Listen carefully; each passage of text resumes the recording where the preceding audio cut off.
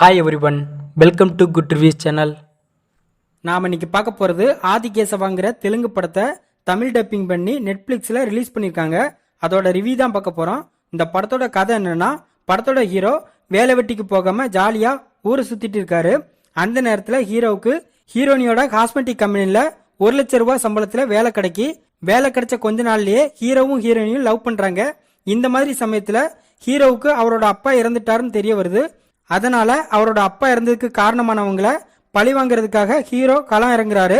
இதுக்கப்புறம் என்ன நடந்துச்சு, ஹீரோவோட அப்பா இறந்ததுக்கு காரணம் யாரு, இவங்கள ஹீரோ பழி வாங்கினாரா இல்லையா, இதுதான் இந்த படத்தோட கதை. இந்த படத்தை ஸ்ரீகாந்த் ரெட்டி டைரக்ட் பண்ணியிருக்காரு.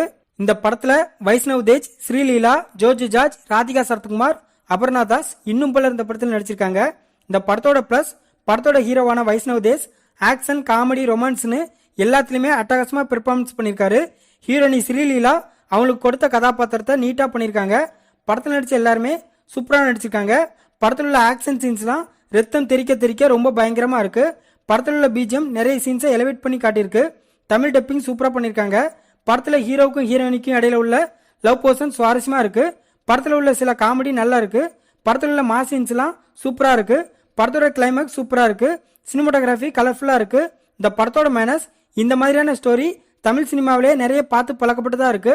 படத்துல நிறைய லாஜிக் மீறல் இருக்கு. படத்துல உள்ள கேரக்டர்ஸை ரைட்டிங்ல இன்னும் பெட்டரா பண்ணிருக்கலாம்.